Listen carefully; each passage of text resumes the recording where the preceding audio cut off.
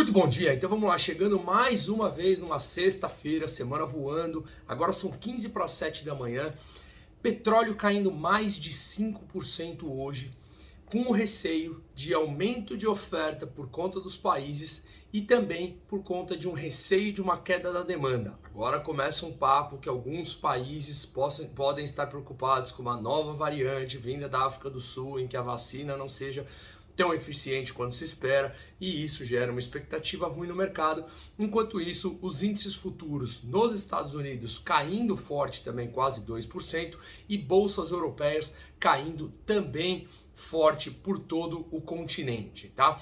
Na Alemanha, ainda falando da Europa, na Alemanha, os preços de bens importados anualizados, comparado de um ano para o outro, cresceu 21,7%, foi a maior alta desde 1980.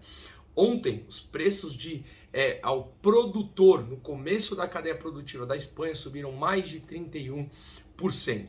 Na Suíça, o PIB veio melhor do que o esperado. Anualizado, cresceu 4,1% e se comparado no trimestre, também veio maior do que as expectativas o crescimento. Então vamos falar um pouquinho agora do Brasil, que a gente tem várias notícias interessantes no meio desse caos todo. A gente tem algumas medidas super importantes, até de flexibilização e liberalização de mercado. Ao que consta, essa PEC vai ser votada, a PEC dos precatórios, na terça ou na quarta-feira da semana que vem.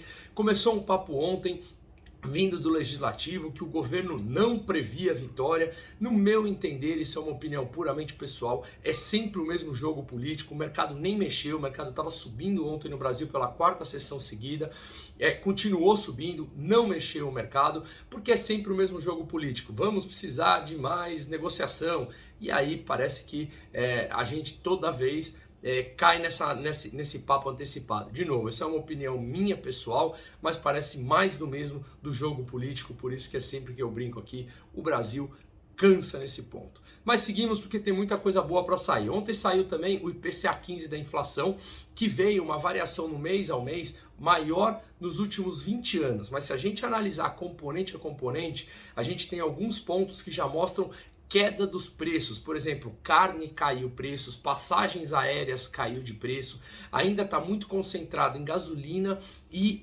transporte no geral, tá? Que isso vem das commodities. Eu sou da linha, como eu venho falando, que com a restituição da cadeia produtiva, essa inflação ela tende a desacelerar nos próximos meses. Veremos, porque isso também não sabemos, que é uma análise pessoal, a gente pode ter no meio do caminho alguns obstáculos, mas vale a pena a gente sempre ir analisando. E hoje tem a variação do emprego do CAGED também aqui no Brasil. Olha só, o Senado aprovou ontem, só que com mudanças, então tem que voltar para a Câmara, a regra o projeto de cabotagem. Cabotagem é o transporte de mercadorias entre portos dentro do Brasil, tá? Então agora volta para a Câmara, mas esse projeto, que ficou conhecido como a BR do Mar, ela facilita a entrada de novas empresas no transporte de carga. Hoje, essas empresas, elas precisam investir em frota própria, o que acaba ficando muito caro. Então você fica dependente de poucas empresas. Agora, essas novas empresas não precisarão ter frota própria, e aumentando o número de ofertas de empresas no transporte, obviamente, o preço tende a cair e a eficiência a aumentar.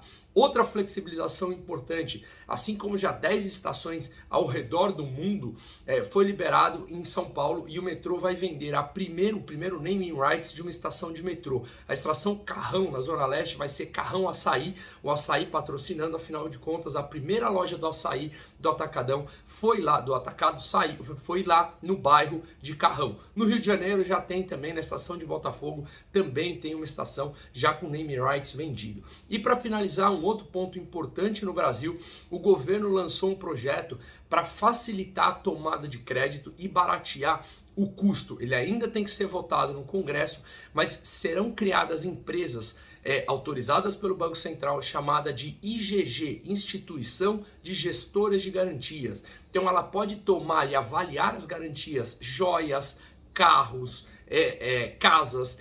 E mais, além disso, de ampliar esse leque do que pode ser dado como garantia e mostrar aos bancos como um Open Bank, isso é um Open Garantia, digamos assim, você pode fracionar esses valores. Ou seja, hoje você tem uma casa de R$1 milhão e toma 20 mil emprestado, você não pode usar essa mesma casa para outro empréstimo. Agora você pode fracionar. Se a casa vale 1 milhão e você toma 20 mil, você ainda tem um excedente de 980 mil que pode ser usado como garantia. De novo, isso foi lançado pelo governo federal, tem que ser aprovado ainda na Câmara. Mas é uma ótima notícia com viés de flexibilização que a gente tem que sempre enaltecer. Um ótimo dia a todos e um forte abraço.